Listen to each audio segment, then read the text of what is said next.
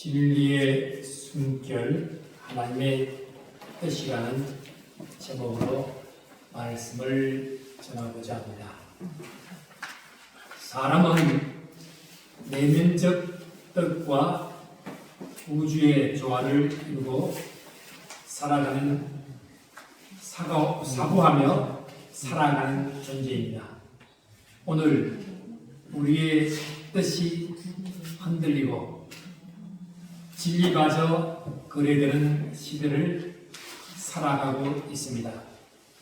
무엇이 옳은가 보다 무엇이 유익한가가 없으며 진리는 뒤로 밀리고 진실은 조롱받고 있습니다. 그리스도인은 하나님의 뜻인 성령의 이끄심에 따라 살아가고 세상에서 조화를 이루지만 세상에 빠지지 않고 세상을 하나님의 소금과 빛으로 진리와 거짓 사이의 진리편에 살아가는 자입니다.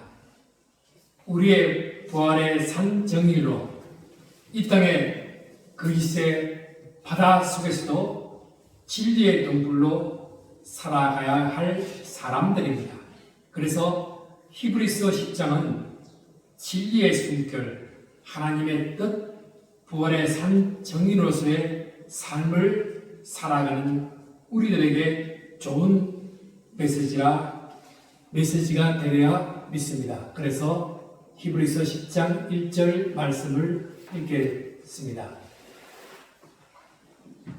율법은 장차 올 좋은 일에 그림자일 뿐이요 참 형상이 아니므로 해마다 늘 드리는 것 같이 제사로는 나오는 자들을 언제나 온전하게 할 수 없느니라. 장차 올 좋은 일의 그림자라고 말합니다. 여기서 좋은 일은 예수 그리스도의 완전한 구속 사역과 하나님 나라의 회복을 의미합니다. 제사장과 희생 제물, 성막의 구조의 절기들은 실제가 아니라 앞으로 오실 메시아의 사역을 말씀합니다. 그래서 2절에서 4절 말씀 읽읍시다. 그렇지 않으면 승전자들이 한번에 정결하게 되어 다시는 죄를 깨닫는 일이 없으리니 어찌 제사 드리는 일을 그치지 아니하였으리요. 그러나 이 제사들에게는 해마다 죄를 기억하게 하는 것이 있나니 이는 항수와 영세의 피가 능히 죄를 없이 하지 못함이라. 아론은 백성의 죄를 위해 염소를 잡아 속죄소에 피를 뿌렸고 다른 한 마리는 아사셀로 강내로 보내어 죄를 멀리 떠나 보냅니다. 이 제사는 죄의 사함과 제거, 하나님의 임재 회복이라는 두 가지 목적을 담았지만 매년 반복되어야 했습니다. 구약 제사 제도는 일시적이고 불완전했습니다. 율법은 장차 올 좋은 일의 그림자일 뿐입니다. 율법은 인간이 죄를 씻기 위해 반복적으로 제사를 드려야 하고 이는 완전하지 못한 행위 중심의 접근이었습니다. 이것이 3절에 이 제사들에게는 해마다 죄를 생각하게 하는 것이 있나니 오늘 날 우리는 종종 종욕 행위나 선한 일로 마음의 죄책을 덮으려 합니다. 반복된 노력, 자기 개선, 도덕적인 결심, 올굿 하지만 죄를 근본적으로 제거하지 못합니다. 진짜 해결은 사람의 노력에서가 아니라 하나님의 아들 예수 그리스도의 단 한 번의 제사에서 왔습니다. 그래서 10장 5절 말씀 읽겠습니다. 그러므로 주께서 세상에 임하실 때 이르시되 하나님이 제사와 예물을 원하지 아니하시고 오직 나를 위하여 한 몸을 내기하셨다.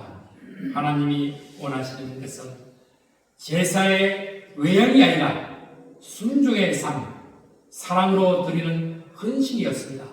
예수님은 이 땅에 오셔서 하나님의 뜻을 이루기 위해 자기의 몸을 내어 주셨습니다. 더구나 구두기만도 못할 형벌의 십자가였습니다. 그래서 6절, 7절 말씀 읽겠습니다. 번제와 속죄제는 기뻐하지 아니하신다니 이에 내가 말하기를 하나님이여 보시옵소서 두루마리 책에 나를 가르쳐 이것과 같이 하나님의 뜻을 행하러 왔나이다 하셨다니라. 예수님은 율법의 제사보다 하나님의 뜻에 온전히 순종하셨습니다. 두루마리 책에 나를 가르쳐 기록된 것은 구약입니다. 구약의 제사는 그림자였고 예수님의 몸 자기 희생이 진정한 제사였습니다. 이로써 예수님은 순종하는 메시아로 자신을 드려 하나님의 뜻을 이루셨습니다. 예수님의 삶은 하나님의 뜻 그 자체였습니다. 그분은 하나님의 아버지의 뜻을 이루기 위해 오셨고 십자가에서 단 한 번 온전한 제사를 드리심으로 모든 시대의 죄를 덮는 영원한 속죄를 이루셨습니다. 길게 숨겨진 하나님의 뜻은 우리가 존재하는 삶의 방향을 바꾸는 근원적인 에너지로부터 출발합니다. 그리스도인으로서 우리는 이것을 하나님의 뜻을 향한 순종으로 바꾸어 말할 수 있습니다. 내 욕망을 실현하는 힘이 아니라 성령의 습관을 따라 진리를 선택하는 삶의 자세입니다. 예수님의 삶은 가장 탁월한 예입니다. 그분은 세상의 논리를 따라가지 않으셨고 오직 먼저 그의 나라와 그의 의를 구하라고 말씀하시면서 그 뜻에 따라 진리로 끌어주십니다. 고난 가운데서도 거짓의 세상 가운데서도 우리는 진리의 숨결로 하나님의 뜻을 따라 살아가야 하는 하나님의 자녀입니다. 그래서 8절, 9절, 10절 말씀을 읽겠습니다. 위에 말씀하시기를 주께서는 제사와 예물과 번제와 속죄제는 원하지도 아니하시고 기뻐하지도 아니하신다 하시고 이는 나 율법을 따라 드리는 것이라. 그 위에 말씀하시기를 보시옵소서 내가 하나님의 뜻을 행하러 왔나이다 하셨으니 그 첫째 것을 하시면 둘째 것을 세우려 하심이라. 이 뜻을 따라 예수 그리스도의 몸을 단번에 들으심으로 말미암아 우리가 거룩함을 얻었노라. 아멘. 단 한 번의 희생은 반복할 필요 없는 완전한 제사가 되었습니다. 그래서 이사야서 53장 고난의 종을 통한 예언은 십자가에 성취되었습니다. 영원한 소망이신 율법과 예언의 종결과 새로운 언약의 시작은 에레미야서 31장 34절에 31장 31절에서 34절에 여호와의 말씀입니다. 보라 날이 이르니 내가 이스라엘 집과 유다 집에 새 언약을 맺으리라. 이 언약은 그들의 마음에 기록하여 나는 그들의 하나님이 되고 그들은 내 백성이 될 것이라. 내가 그들의 악행을 사하고 다시는 그 죄를 기억하지 아니하리라. 여호와의 말씀이라고 했습니다. 그래서 히브리서 1절 12절 말씀 읽겠습니다. 제사장마다 매일 스스로 섬기며 언제나 죄를 없게 하지 못하거니와 오직 그리스도는 죄를 위하여 영원한 제사를 들으시고 하나님 편에 앉으시니라. 여기서 중요한 두 가지 표현이 나옵니다. 한, 영원한 제사. 제사함은 완성되었고 더 이상의 제사가 필요 없다는 것입니다. 또한 하나님 편에 앉으사 사역이 끝났고 영광 가운데 다시 하나님과 함께 계십니다. 그래서 스가랴 6장 12절 13절 만군의 여호와께서 이같이 말씀하시되 보라 사기라 이름하는 사람이 자기 곳에서 돌아나서 여호와의 전을 건축하리라.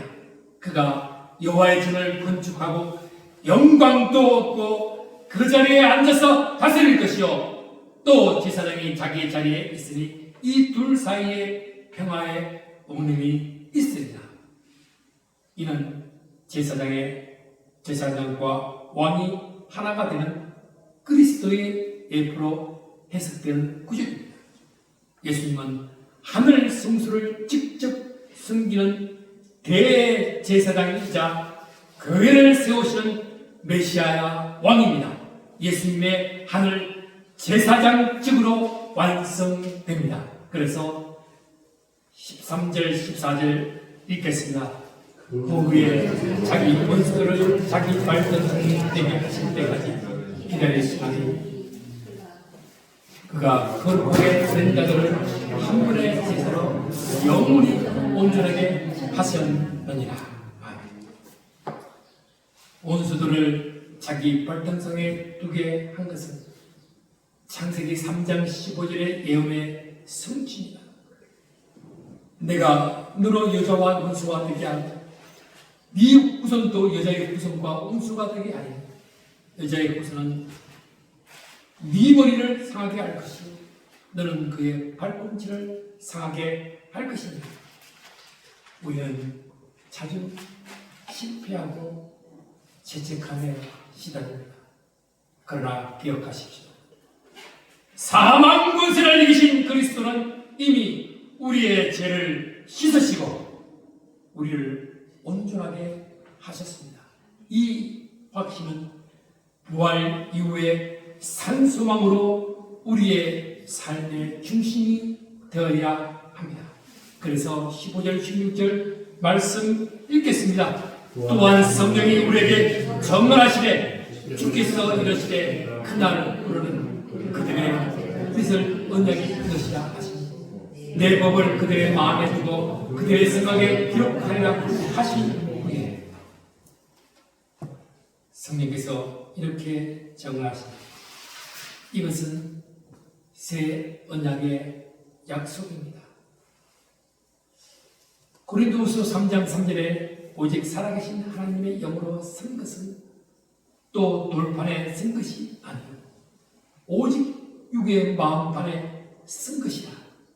우리가 그리스도 말미암아 하나님을 향하여 이같이 확신한다고 우리의 만족은 오직 하나님으로부터 납니다. 율법이 돌판에 기록된 것이 아니라 이제는 우리의 마음과 양심 속에 새겨집니다. 더 이상 제사를 드릴 필요가 없다는 것입니다. 그래서 17절 말씀 읽겠습니다. 또 그들의 죄와 그들의 불법을 내가 다시 기억하지 아니하리라 하셨으니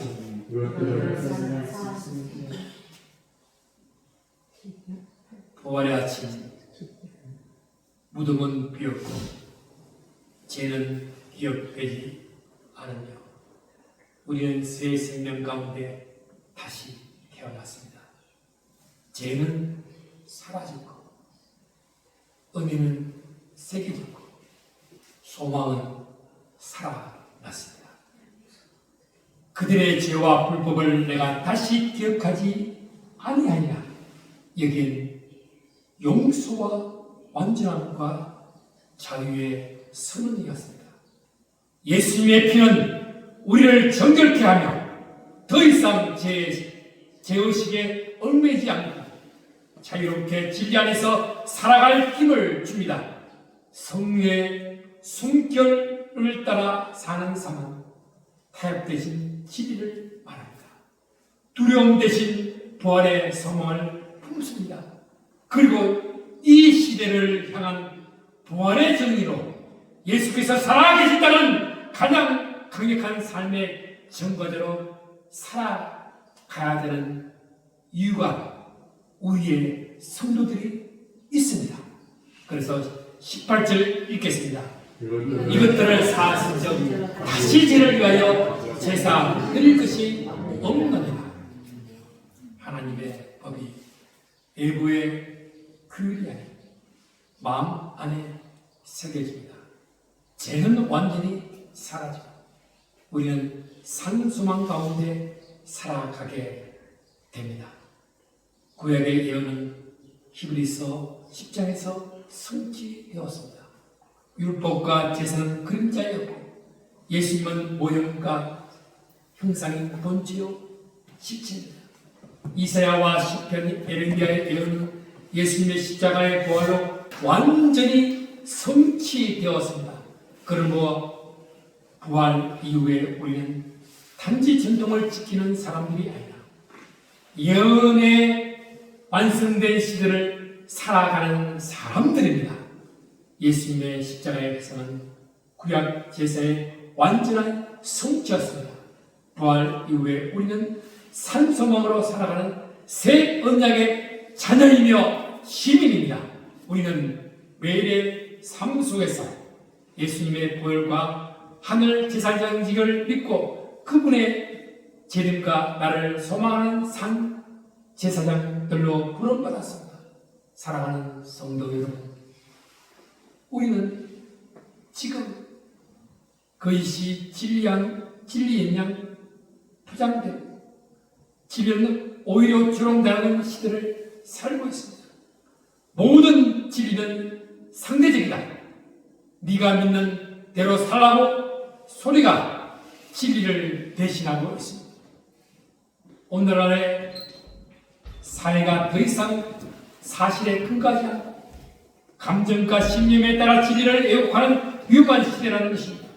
이런 시대 속에서 우리는 참된 진리를 어디서 찾을 수가 있겠습니까?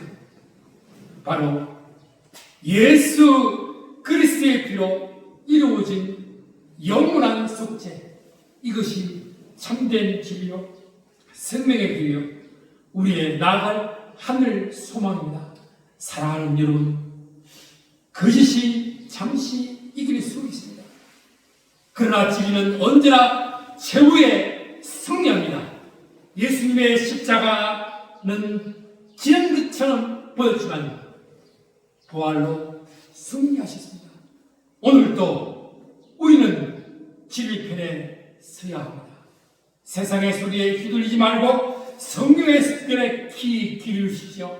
하나님의 뜻에 따라 살아가는 우리가 되시기를, 그리고 삶 자체가 부활의 증거가 되도록 살아가기를 축복합니다.